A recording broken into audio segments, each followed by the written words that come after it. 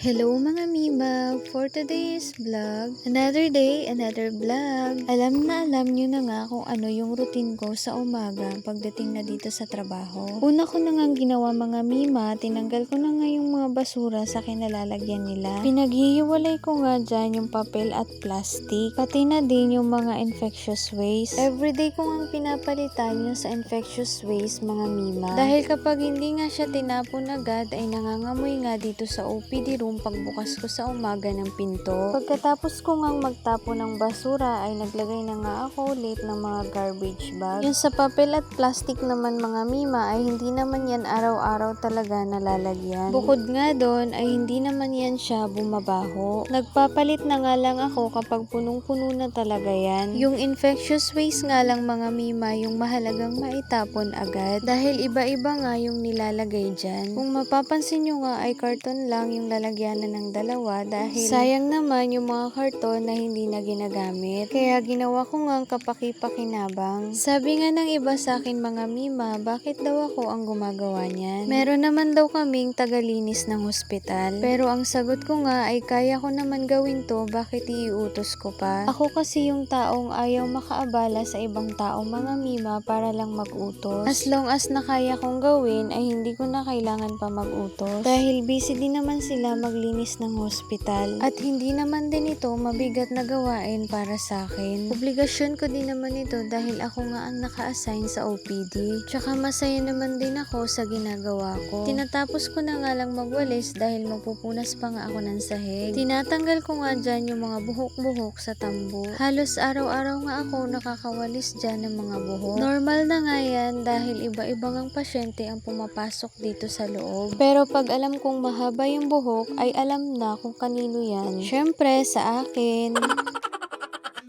Pagkatapos ko ngang maglinis ng OPD ay nagsimula na nga akong mag-interview sa mga pasyente. Konti lang naman yung mga pasyente namin kanina dahil nga siguro ay Thursday nga ngayon. Pero may mga time din naman na kahit Thursday ay marami nga. Siguro kaya kaunti dahil nga tag-ulan. O diba mga Mima, kahit wala ng pandemic ay naka-face mask pa rin kami. Dahil isa nga yan sa protocol ng hospital. Pag may kausap lang naman ako na pasyente, tsaka ako mag-face mask. Pero kung wala naman at ako lang ay tinatanggal ko na nga dahil ang hirap din naman huminga kapag naka-face mask talaga para iwas na din sa sakit ng mga pasyenteng ini-interview ko. Sa mga oras na yan ay may pinapapirmahan lang nga ako sa pasyente para ma-retrieve yung record niya. Katapos nga ay habang hinihintay namin yung record ay nag-vital sign nga muna ako. Puro follow-up nga yung mga pasyente namin today. Kaya hindi na rin ako nahirapan mag-interview dahil may mga record naman na sila. Bumalik nga ako sa dating mga Mima na ako na lang ulit mag-isa dyan. Yung kasama ko kasi mga Mima ay sa ward na nga po ulit mag-duty. Kaya kailangan kong mag-multitasking sa trabaho ko. Sanay naman din ako mga Mima dahil nga simula nung nag-start ako dito 2021 ay ako lang din naman mag-isa. 1 PM na nga ng mga oras na yan. Kaya nag-start na nga ako ulit mag-interview sa mga pasyente. Tinalian ko nga muna yung buhok ko dyan dahil nakaramdam nga ako ng init. May kinuha nga ako ng mga oras na yan. Napansin ko nga habang nagvo-voice record ako ay nakatingin pala sa akin yung bata. Tinitignan niya siguro kung ano yung kinukuha ko. Napansin niya nga na may camera sa harap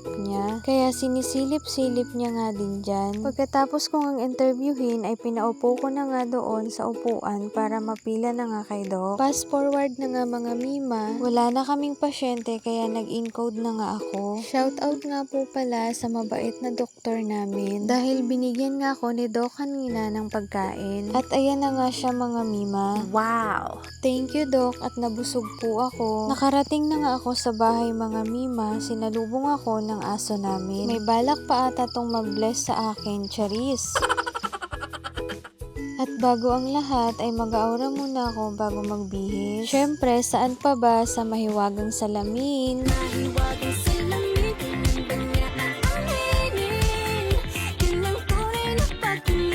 Oh, pak, ganon. Yun lang muna mga Mima. Thank you for watching. See you in my next vlog. Bye!